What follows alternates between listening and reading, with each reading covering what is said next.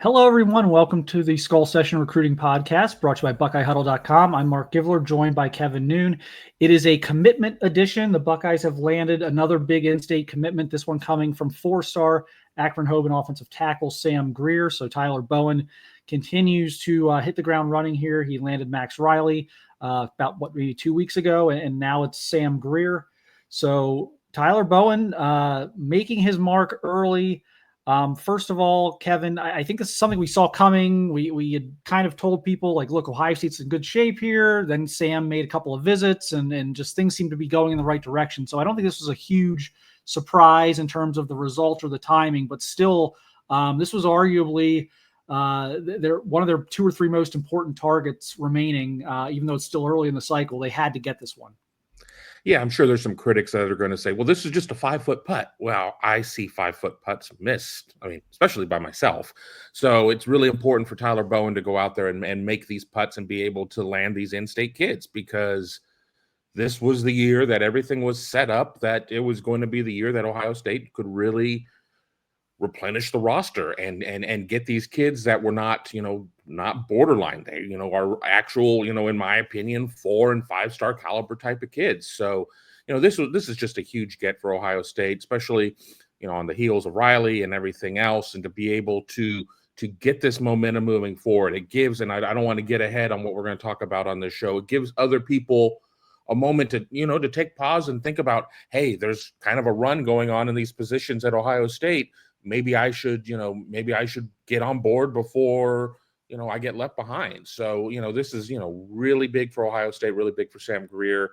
And I think most importantly, big for Tyler Bowen as he comes in as an offensive line coach at Ohio State, a position coach that has not necessarily had a high batting average as of late. And he's come out and he's hit a couple of ground rule doubles. I mean, maybe we won't call them home runs yet because they're the in-state guys or whatever, but he is, he's seen the ball all the way. Yeah, they needed to get Sam. He's very talented. I think he's got a lot of untapped potential, just his basketball background and everything else. But they needed to get this one, and it's just one of those, like, we'll get to this in a little bit toward the later part of the show. But you can't do the star chasing nationally if you don't have some commitments in play. Like if you get into July and you're still chasing like Jackson Cantwell, for example, or someone like that, the idea that you can do that with like 0 commitments or 1 commitment, you just can't. So you have to get these in-state guys, and let's not downplay the in-state guys. Like Max Riley and Sam Greer are like top 100 caliber prospects. I have Sam Greer as the number 2 player in Ohio, behind Elbert Hill, who's Sam's teammate. So that's another interesting wrinkle here. But this is a huge pickup. And I talked to Sam right after Justin Fry left. He was a little upset about it. He's like, this could change things for me, because it felt very much like Ohio State was in the driver's seat for Sam when Fry was here. That, I think, gave him a little bit of pause. He's got other schools like Florida State, like Michigan, and many other schools coming after him, really hard. And so Tyler Bowen being able to come in and just kind of solidify that and stabilize that is a huge accomplishment for the Buckeyes and what they're trying to do here in 2026. So let's just roll a couple minutes. Sam, again, pure tackle. We don't have any guard questions here. What is he? He is a pure tackle. He's a left tackle prospect. He's 6'8". He's 295 pounds. He's a basketball player, so he's got these basketball traits in terms of his athleticism, his footwork, everything else. But he also plays with a little bit of a mean streak to him, which was surprising to me the first time I saw him. I mentioned the first time I ever watched Sam, I was expecting kind of a finesse, like basketball, because I knew about him as a basketball player first. And you're just expecting this kind of finesse, kind of, pretty boy type of attitude to tackle there. And he's not. He's a mauler. Very physical kid. Likes to establish, get on hat and drive block and push people into the secondary and finish blocks and all those things you want out of a offensive tackle. I think, again, he's been my top lineman in Ohio since the beginning of the cycle because of that, because of his ability to pass protect, but also be physical in run blocking, and with this untapped potential that he still has as well. I just think he's a potentially tremendous college left tackle, and he's also got some experience playing right tackle because Hoban likes to kind of flip their formations sometimes. So there's so much to like here, Kevin. Yeah, and early in the show, you mentioned right off the bat, not a question if he's a guard or a tackle, but to bring in somebody and identify them. This is a left tackle, and yes, there is the potential of him maybe playing right, and they do like to kind of cross train, and maybe his quickest path to the field would be at right. I mean, I don't know. A lot of moving pieces to try and figure out who's going to go where, but to have a guy that's going to kind of be your franchise lineman for at least a couple of years with the short-term nature that is college football is huge. And for him to be able to already understand the physicality that's necessary, and to have that nasty streak. Now he's going to be going against much more robust competition at the collegiate level, but that's something that you put him in and have him work with Coach Mick and have him work with Coach Bowen and everything else, and get him there, because it's not necessarily a thing of, okay, you need to come in and be a day one starter. That's not necessarily how it works. The last offensive lineman that was a day one starter was Michael Jordan. That was inside. But you have somebody who can maybe follow a little bit of like a Luke Montgomery path in terms of what it takes to, we're gonna sit there and kind of massage it in there. Do they run that? I don't remember. Do they put the 46 jersey on him or whatever, and have him go out there in the Mastodon package or whatever the hell they called it? I don't remember what it's called, but this is a huge get. I mean, honestly, this is the level of excitement that you're going to have over getting a player like an Albert Hill. But offensive linemen are often sold short in terms of where the excitement should be. I think if you're really a student of the game, you understand how important this is for the future of your program. Yeah, I mean, elite player at a premium position, a position of need on your roster on top of that, like, just it really checks all the boxes of like a 10 out of 10 type of commitment or excitement level around a commitment for Ohio State. The other thing with Sam, if you notice probably watching the film, is he's got again, when you lay out like basketball player, basketball athleticism, you're probably expecting someone that's a little more that needs a little more seasoning physically. You're probably expecting someone who's a little thinner, a little more, maybe needs more work in S&C. Sam is physically like he's like 300 pounds. He's like physically ready to go. This isn't a project of, you bring in some of these guys that are, 265 pounds. Like, well, we're gonna have to, we're gonna have to redshirt him. We're gonna have to put on 30 pounds. No. You're not gonna have to do that here. So Sam is physically ready to go. And it'll just be a matter of adjusting. Obviously, it's a huge adjustment for offensive linemen. Sam plays great high school competition. Hoban plays a very, very challenging schedule, and it is a great program. But, every lineman has that adjustment period, so he'll have that. But I think this is a guy who could legitimately be a starter by year 2. I really, and I don't say that a lot about offensive linemen, but I really look at him and think, okay, year 1, get a little stronger, learn the offense, figure some things out, get adjusted. But year 2, you're really in there competing for a starting tackle spot. And again, his ability to play right or left, his experience playing right or left, I think will help him tremendously. But again, now they've got Riley and Greer. You just had Jackson Cantwell on campus. You just had Champ Smith on campus. You just had Deron Parks back on campus, which was tremendous for them to get him back on campus after he moved from West Virginia, right down the road at West Virginia, and then transferred to schools down to Florida. So you're like, okay, well, what's that going to mean? And he was right back up on campus the same day.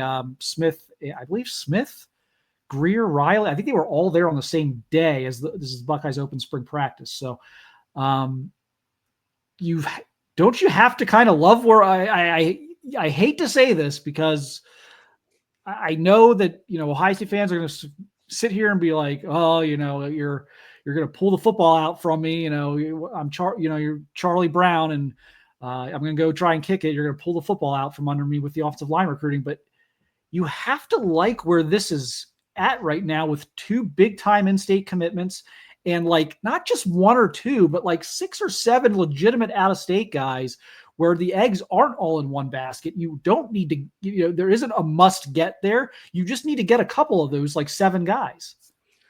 First of all, it's the Bison package. It finally came to me. I don't want to read about it in the comments, and I couldn't remember it. I couldn't for a minute. It's the Bison package.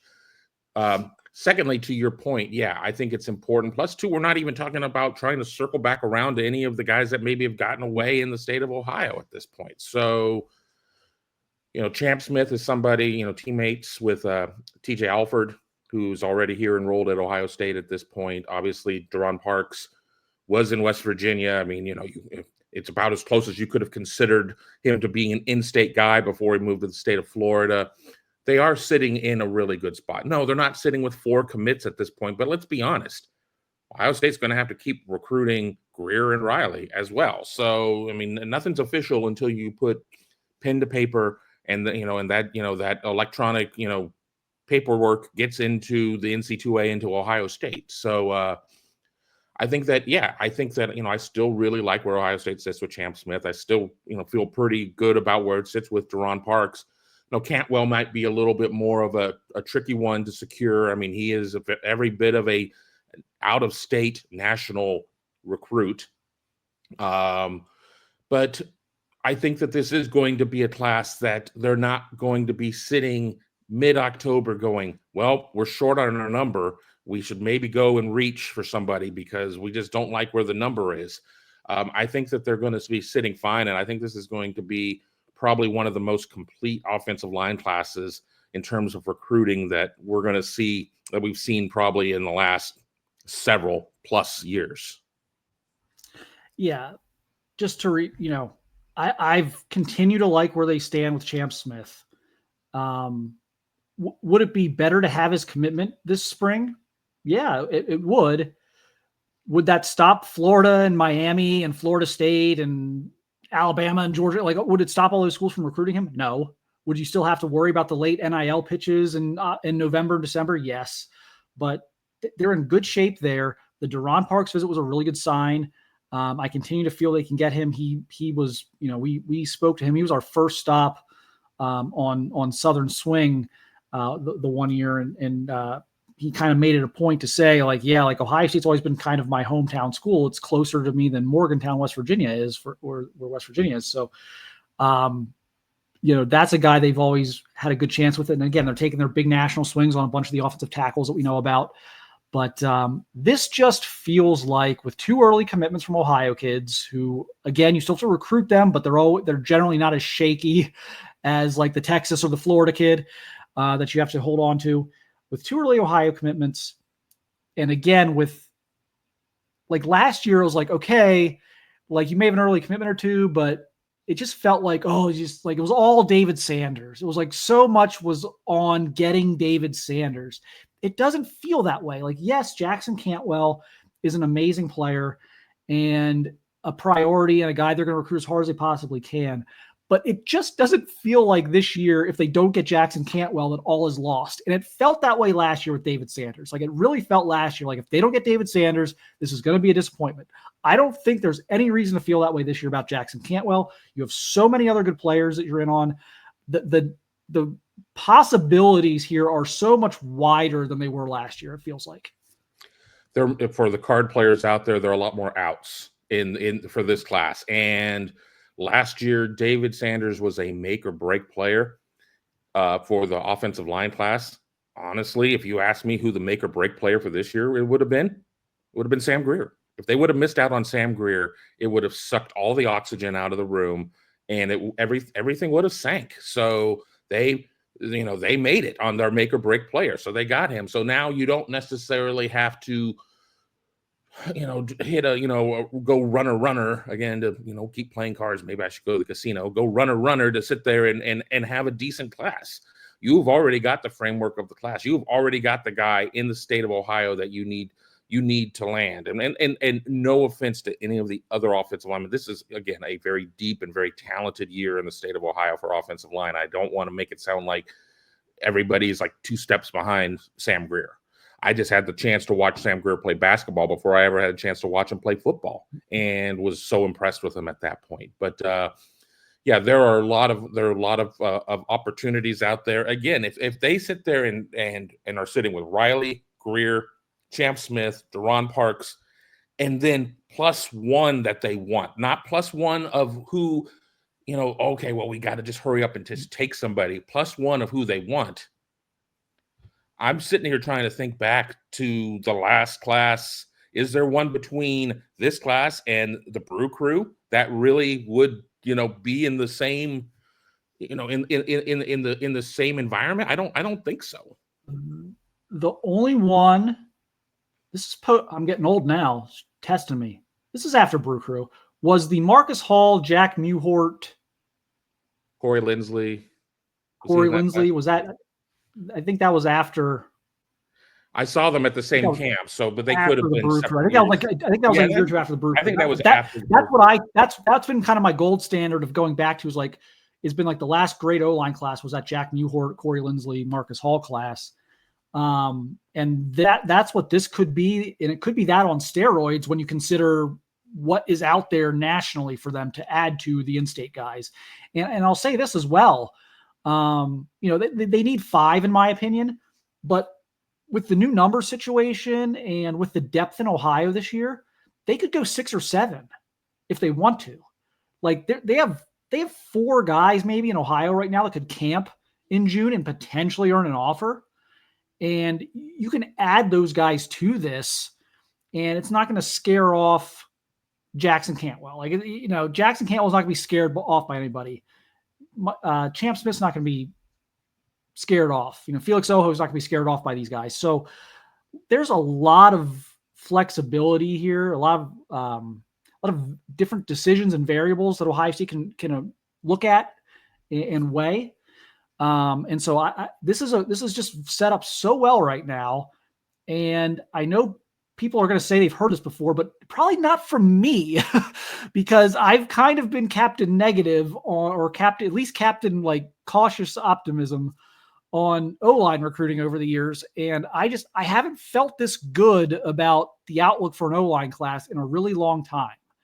And so I don't know. This feels like the ingredients are there for a great O-line class. I want to jump in too and say that they could still get hit on all the guys they want to hit on. And that doesn't necessarily mean that I'm putting Cantwell in the class or whatever, and go to the portal and get a 1-year rental. Because as we said, it's not a case of necessarily needing to trot these guys out as true freshmen. I mean, if you go out and you get somebody with 3 years, then it's like, oh, well, what the heck is that all about? But if you go out and get somebody who is just there for the 26 season, as these guys are all true freshmen, that's not a big deal there either. So, there are going to be a lot of things that people are going to look at as mileposts of, well, why are they going to the portal then if this was such a great class? And I know that I'm, giving this speech here in March versus giving it in December.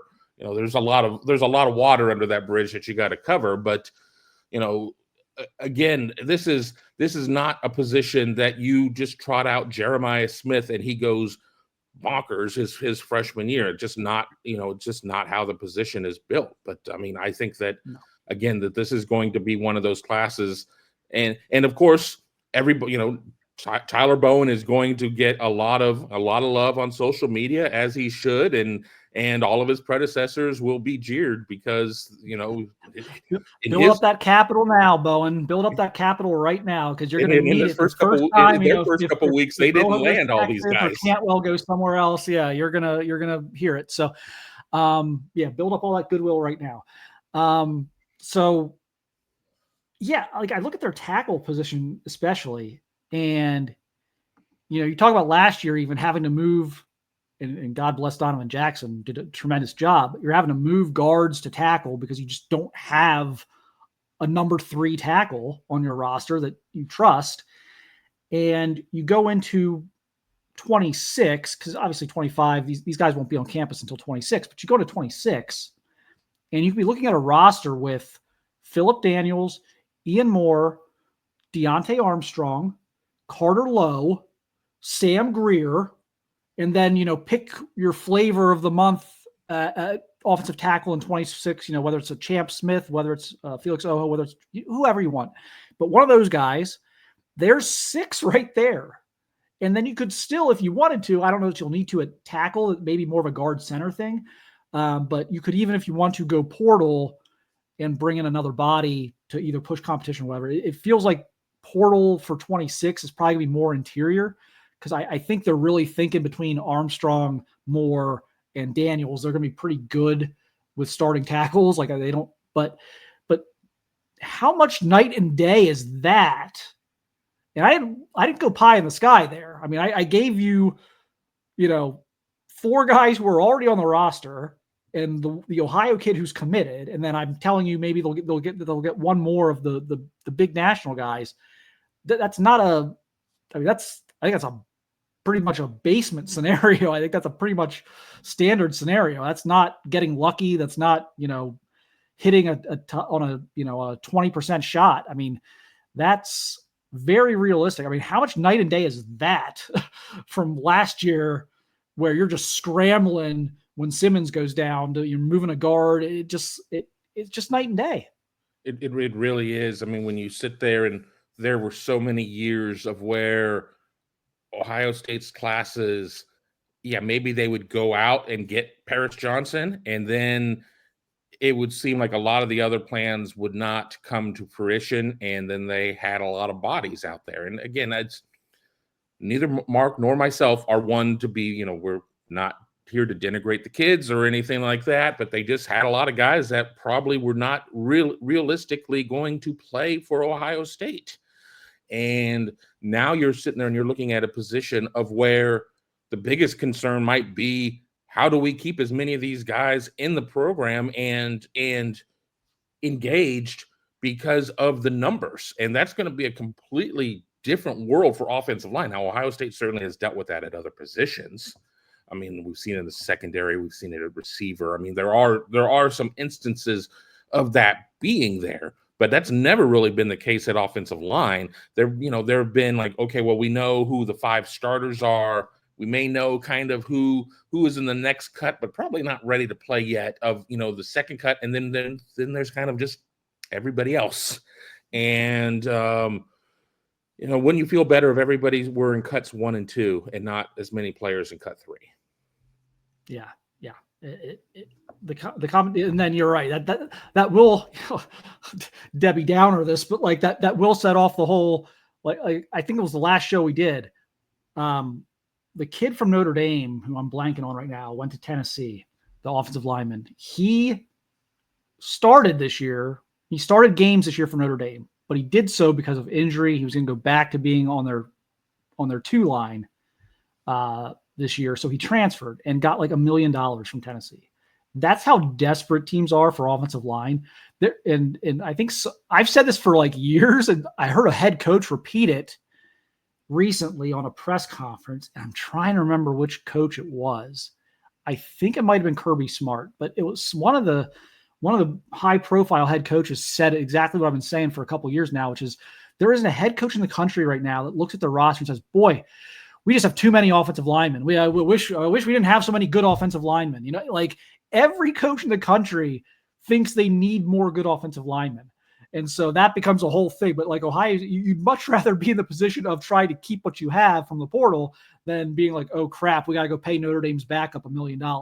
I would, you would rather sit there and pay somebody who might be getting courted $1 million, who's already shown you and proven that they are capable of playing, than going out and trying to get somebody's cast-offs and giving them $1 million. Yes. I mean, it's still $1 million, but it's a night and day scenario. Yes. So 1,000% Ohio State trending toward being more in the haves than the have-nots in terms of the offensive line depth department. And that's obviously a very good thing, and something we haven't seen maybe enough of over the last, 10 or 15 years. But it's a great start for Tyler Bowen. Again, Tyler, build up that goodwill while you can, buddy, because it's coming. The minute, it doesn't even matter. You get 4 or 5 guys in the class, but you lose Jackson Cantwell. Why didn't you get 6? Yep. But why'd you get Jackson Cantwell too? So great. It's a great start for Tyler Bowen. And then we'll see how he does. Again, he's got a lot of, he's been able to get players on campus this spring, which is huge. So he's got a lot of their top targets on the campus. So now it's just, okay, let's see where these things go throughout the rest of spring and then into the summer official visits. I think it'll be a good idea here later this week to kind of reset the offensive line board a little bit and do a kind of a show, kind of talking about some of the possibilities, recapping some recent visits, et cetera, et cetera, et cetera. So we'll try and get that out here toward the end of the week, kind of an O-line reset now that they've landed 2 guys. Guthrie goes to Clemson. So some things have happened. And so we'll reset things a little bit here later this week. But again, huge commitment. Sam Greer, a Buckeye. Again, my top O lineman in Ohio, my number 2 player in Ohio, and a big-time national offensive tackle recruit. So great day for Ohio State recruiting. Thank you, everyone, for watching. Thank you, everyone, for listening. Again, we'll be back in a few days with a O-line board reset, but appreciate everyone's support, and we'll see you on BuckeyeHuddle.com. And until then, we'll talk to you later.